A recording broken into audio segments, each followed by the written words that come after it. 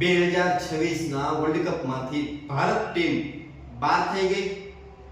હા યાર, લાગે તો એવું જ છે, કારણ કે સેમીફાઇનલ ના પહોંચવાના રસ્તા ધીમે ધીમે બંધ થઈ રહ્યા છે.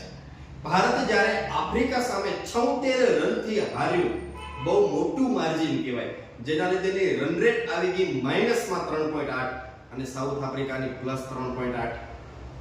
ત્યાં સુધી એ ઠીક હતું, પણ ઓલા વેસ્ટ ઇન્ડિઝના કાળિયાઓએ જ્યારે ઢોલાઈ કરી ઝિમ્બાબ્વે વાળાની, ઢોલાઈ અને કુટાઈ કરી ઝિમ્બાબ્વે વાળાની, પણ એનું જે પેન થયું, એનું જે દુઃખ થયું, એ ભારત વાળાને થયું. શું કામ? 5.5 ની રન રેટ થી હરાયા. વિચાર કરો, 100 ઉપર રન થી વેસ્ટ ઇન્ડિઝ પહોંચી ગયું ટોપ ઉપર. અગર ભારત બંને મેચ જીતી જાય છે, માની લો વેસ્ટ ઇન્ડિઝ સામે પણ જીતી જાય છે, ઝિમ્બાબ્વે સામે પણ જીતી જાય છે. ઝિમ્બાબ્વે તો ઓલરેડી બહાર થઈ ગયું છે. વેસ્ટ ઇન્ડિઝના ઓલરેડી 2 પોઈન્ટ, સાઉથ આફ્રિકાના ઓલરેડી 2 પોઈન્ટ. ભારત જીતી જાય છે તો ભારતના થશે 4 પોઈન્ટ. પણ નેટ રન રેટમાં ભારત એટલું પાછળ છે, કારણ કે બહુ મોટા માર્જિનથી આવ્યું છે.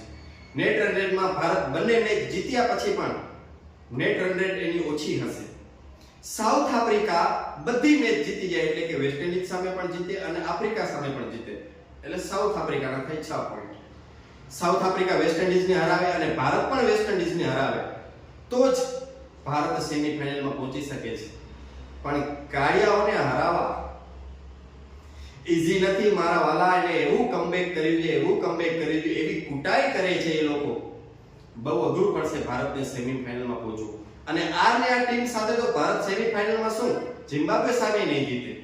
ઓલો અભિષેક શર્મા, તિલક વર્મા, સૂર્યકુમાર યાદવને પૂછવામાં આવ્યું, ભાઈ આને કાઢો ને યાર, સંજુ સેમસનને રાખો ને, તો દાંત કાઢે.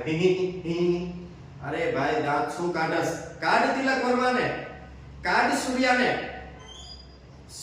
શું આને, અભિષેકને, અને તું ખુદ નીકળી જા.